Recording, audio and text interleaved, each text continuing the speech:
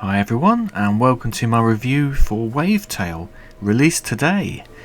Sit back, relax, and listen to why I think Wavetale is an excellent narrative adventure with very chilled vibes and should be a family-friendly favourite. They say that the ocean is big. I wouldn't know. For me, it's always ended at the horizon, where the water meets the fog. I wish I could see what's beyond that line, beyond our island and the plaza. Grandma says that this is our haven, that the lighthouse keeps us safe. But a part of me wants more. It's hard to imagine that this was a different world once, that you could open your door, step outside, and just walk wherever you wanted to go. But that was before the fog. Before the city sank, before the dirty paws showed up and took everything away from us. We still have a spectacular sunrise, though. I guess the paws couldn't find a way to deprive us of that. Rescue the villagers, destroy the fog, and uncover information regarding your mother and the dirty paws in this heartwarming, ecological, platforming narrative adventure. Wavetale is a polished and enjoyable platformer with mechanics that feel satisfying and reactive. Riding the waves is incredibly relaxing, with the water bobbing up and down whilst you look at the scenery and listen to the beautiful music. I was pleasantly surprised how engaging the story was too, with strong ecological messages and an uplifting tale involving family and relationships. Wavetale had vibes of Submerged, navigating around a sunken city and exploring it through platforming elements. The city is quite fragmented though, with 6 main sections marked on the map and lots of archipelagos or small islands joining them. There's quite a lot of distance to cover to get around all the different areas. Each island is very small, so there's not much opportunity to explore on land, but the compact designs are built to explore upwards rather than around the island. Sigrid can surf the waves on the sea and at quite a pace too.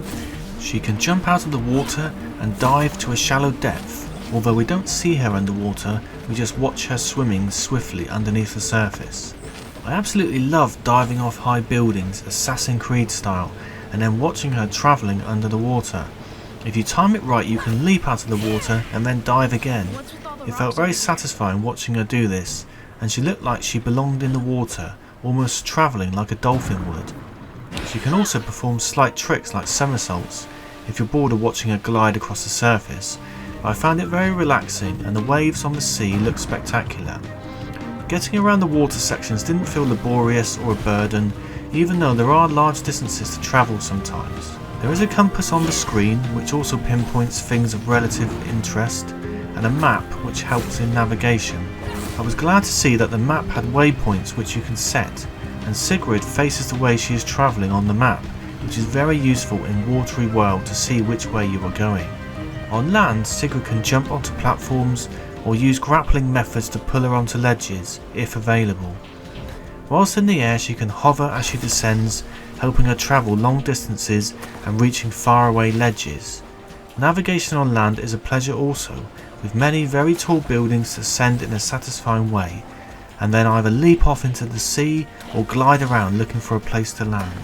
Platforming is performed mostly on land, although there are some sections in the water, especially with Asta's challenges, which are timed assault courses in essence, and quite difficult to complete in time. Story arcs and quests drive your need to climb buildings, and most of the time there is a similar gameplay loop. Turn on generators by finding and flicking switches, or look for sparks which power weaponry to repel the gloom. There are various iterations to this theme, but mostly you will be performing these tasks. Sigrid can jump onto platforms, activate paths which allow wind cannons to propel her higher, grapple onto certain ledges, or shoot through portals which send her travelling up or down chutes. Frequently these mechanics are chained together in quick succession, allowing for some exciting platforming. Operating any of these mechanics seems smooth and reactive, and I hardly had any frustrating moments even when platforming was manic. The only slight negative is that in these frenzied moments the camera can feel a little disorientating sometimes, but really it is only a small niggle. There is nothing worse than lag or difficult controls whilst platforming, but Wavetale felt fluid, smooth and fun. Sometimes the transition between surfing the waves to leaping out of the water and immediately starting platforming was awesome. The grapple function is excellent at wrenching you out of the sea straight into the platforming sections, and the layout of the buildings are cleverly designed so that you can climb them quickly or swing, glide or leap between sections and feel great doing it. Any progress, Ziggy? I'm about halfway between home and the plaza. Oh, by the old central station then? Where? All I see is water.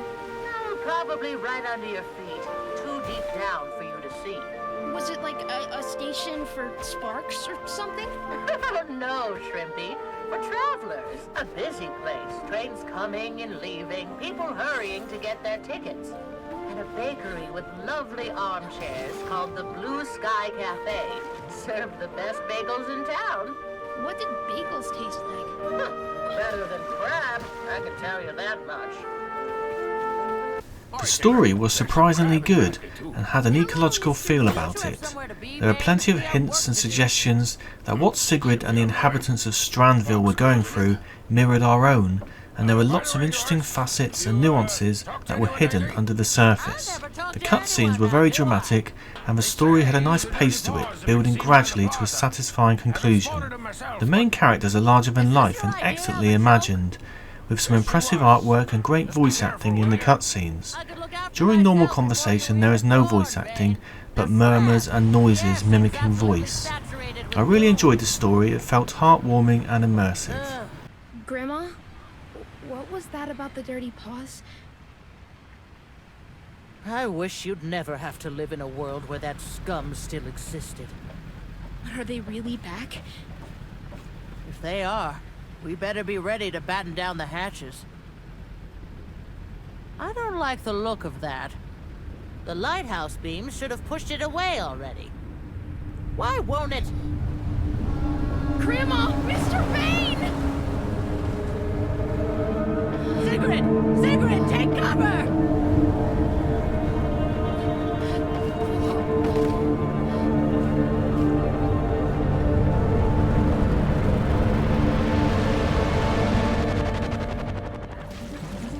There are also numerous quests which you can carry out, but they felt a little forced and not very interesting. They never managed to create any alternative stories to the main narrative, and I never felt these fringe characters were developed enough for me to care whether I managed to find someone's engagement ring or lost dog. They basically acted as vehicles to reward you with tokens for purchasing outfits and hair colourings. I did manage to collect everything on offer, but I was never compensated with an achievement or anything other than different looks for your character, so I wouldn't bother unless that interests you. After the story element finishes, there is a free roam to pick up any achievements or finish quests. I would have liked Asta's surf challenges to be marked more clearly on the map, as they are problematic to find as the areas are vast, and it's not always obvious which ones you have already completed. There are some combat sections where you fight glue monsters on land or sea monsters on the waves. For the majority of the time combat is embarrassingly easy, only feeling challenging towards the end when the main boss fighter happens. Even then respawning is very generous and there are plenty of checkpoints for it to become exciting but easy to complete. Don't get Wavetale for challenging combat, it all fits into the chilled vibe and is something else to do to keep things fresh and interesting, rather than provide a difficult combat experience. Wavetale is an excellent platforming and narrative experience, especially if you like chilled vibes and nothing too challenging. Whilst I was playing this, I often thought that children would find this awesome, and probably a little more challenging than an adult, but I still absolutely loved it. The world building is superb, and I really got wrapped up in events, but the side quests were a bit of a letdown and peripheral characters weren't nearly as good as the main ones, which were superb. If you like exploration, platforming and a good narrative, then I could highly recommend Wavetale. Okay, that's all from my review for Wavetale. My next review will be for Wandering Duelist, a narrative-driven adventure game that tells the story of love, conflict and reckless actions in your youth. make choices, carry out quests on behalf of people and work colleagues in this quirky looking adventure. If you like the look of that one, please click the notification bell, and if you enjoyed this video, I really appreciate a like and subscribe.